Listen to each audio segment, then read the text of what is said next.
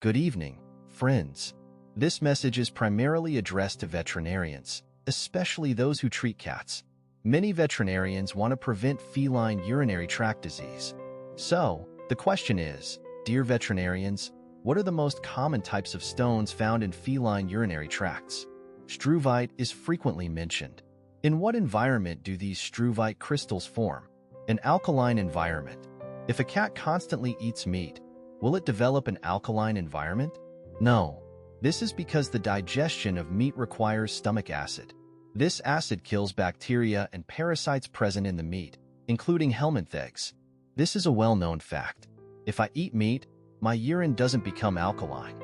Therefore, struvite crystals dissolve or don't form in an acidic environment. So, if a cat eats meat, struvite and oxalate crystals, the primary types of stones in cats, are less likely to form. Of course, other factors contribute to FLUTD, and there are various stone types, but let's focus on the basics. What happens next? A veterinarian recommends Royal Canin or other prescription diets. But you are veterinarians. You should understand nutrition, as the gastrointestinal tract is fundamental to a cat's immune system. A strong, healthy GI tract supports overall health. However, Royal Canin and similar products often contain minimal meat. The ingredient list often avoids explicitly stating meat, instead listing animal proteins. Experienced cat owners understand this, unlike many veterinarians, unfortunately. Consequently, you're essentially feeding your feline patients grain and plant-based diets, creating an alkaline environment which promotes struvite formation.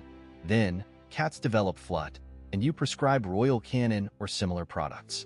These prescription diets increase acidity, which is good, but how do you achieve this with meat? You can't force a cat to eat solely meat. These prescription diets lack meat, and the increased acidity is artificially achieved through ingredients like cranberries and specific herbs, essentially artificially increasing acidity. After 3 months of using these diets, the stones may have dissolved. However, the cat's gastric environment is disrupted. If the diet is stopped, the alkaline environment returns, leading to recurrence. Many prescription diets are marketed for long-term use, yet this continuous artificial acidification is not a natural or healthy solution for a carnivore. After feeding a cat a grain-based diet for extended periods, veterinarians often claim the cat doesn't tolerate meat protein and/or has kidney issues related to protein intake, essentially creating a sick cat. Veterinarians need to understand feline nutrition as well as they understand medication. Why prescribe diets with minimal meat to obligate carnivores? Have you ever tried a completely meat-free diet? Humans are not obligate carnivores like cats.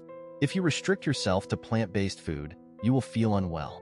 Cats are obligate carnivores. Feeding them primarily grain-based food, and then artificially correcting the resulting alkaline environment is detrimental. This approach guarantees a continuous stream of patients for the vet clinic and profits for the pet food manufacturers. The use of prescription diets should be for treating existing issues. Prevention involves holistically balanced food containing real meat or a raw diet. Avoid economy or super premium brands unless you are actively neglecting your feline patient. You have the knowledge and resources. Don't resort to prescription diets as a default.